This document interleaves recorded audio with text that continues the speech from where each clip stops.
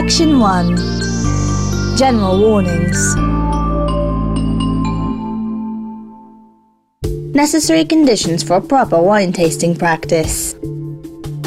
To face a wine tasting and to learn quickly and confidently handle the sense of smell and taste, it is necessary that these two senses are at their maximum effectiveness.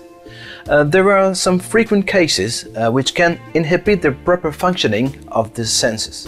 It is important to keep in mind certain behaviors and habits to avoid as much as possible. Smoke. Unfortunately, smokers have the misfortune to start with a huge disadvantage, because after a long time smoking, the heat of the cigarette anesthetizes and irreversibly damages a significant amount of taste buds on the surface of the tongue, while the intensity of the smoke smell, the frequency of the smoking act, and the accumulation of the constant intoxication the cigarette causes significantly decrease the perception of the senses of smell and taste. For this reason, if you really have the desire to seriously enter the world of wine, the first suggestion for smokers is to try to quit as soon as possible, and maybe even use this new passion as a springboard for giving up a habit as damaging as useless in favor of a form of culture that the world of fine wines represents. As a final consideration, the money that is daily spent on buying cigarettes could be rather used to buy fine wines without necessarily increasing personal outlays. Allergies.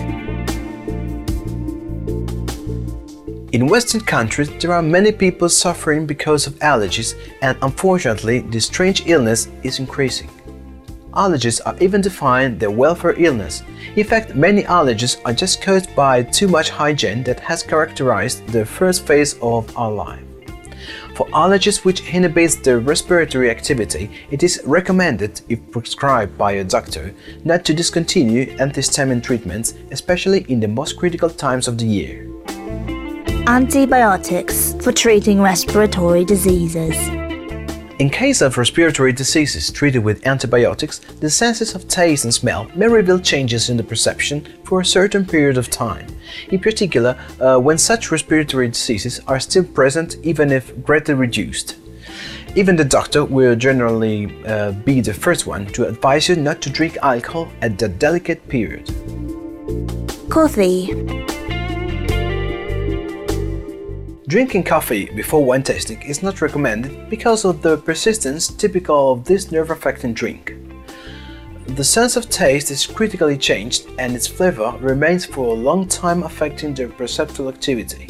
To recover as quickly as possible to the optimal conditions, you should rinse your mouth several times, drink a lot of water, and overall wash the lips where thick coffee deposits remain, and once they will be prompted by a fluid such as saliva or even the wine, it would immediately give back all the aroma of the coffee previously drunk. Perfumes and makeup. When you are getting ready for wine tasting, it is preferable to avoid applying perfumes to your body, most of all nearby your mouth. In fact, lipsticks, lip glosses and face foundations that are not completed without smell are not recommended. Conditions of the stomach. For the best result for a wine tasting session, you can take advantage of certain physiological conditions of the body which induce the human body to be more prepared to use the senses of smell and taste. The ideal conditions would be to taste in the morning with an empty stomach.